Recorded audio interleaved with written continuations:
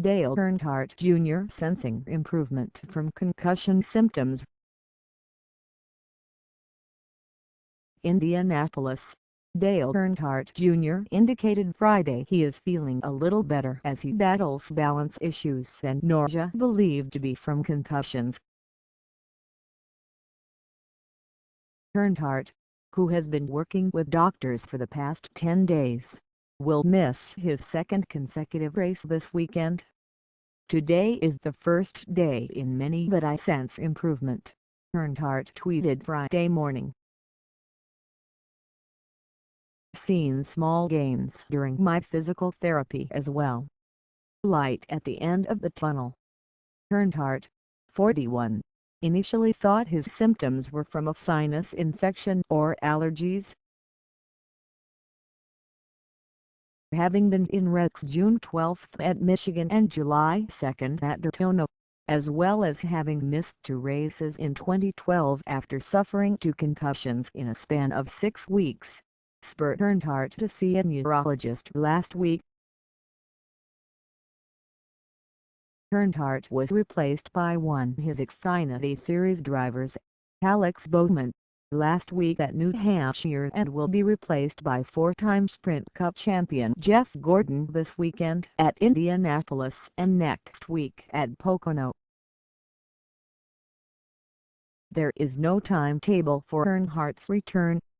They can give me a lot of exercises that retrain my brain to handle what I need to handle. It's just going to take a lot of patience," Earnhardt said Monday on his The Dale Jr. Download podcast. "I take my health and quality of life as a top priority. I am going to take this slow and strictly take the advice of my doctors."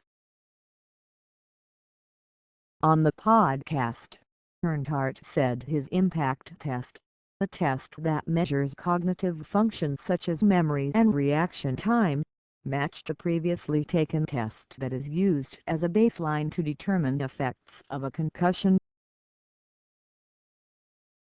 Earnhardt is seeing doctors at the University of Pittsburgh Medical Center Sports Medicine Concussion Program. Drive. Mark Lovell, who developed the impact test and is the chief science officer of Impact Applications, said it is encouraging that Earnhardt's recent results have matched his baseline. Lovell is not treating Earnhardt.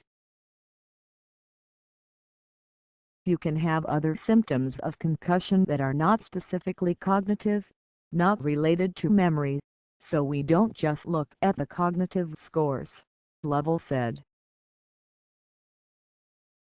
"We look at, is their balance okay? Do they have headaches?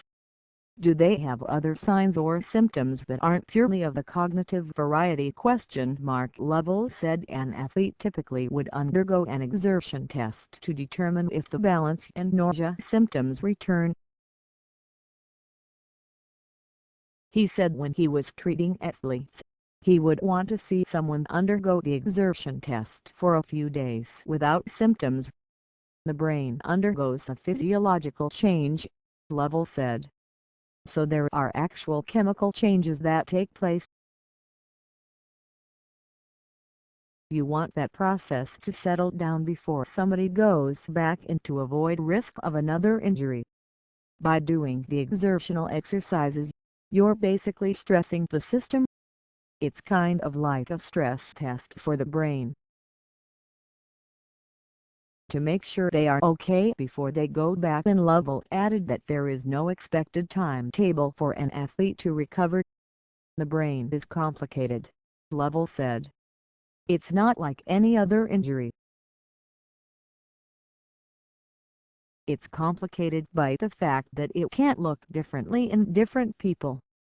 It is really important to recognize that there is no testing for a concussion, an MRI scan. What happens in brain with a concussion is generally more of a physiological reaction, a chemical reaction,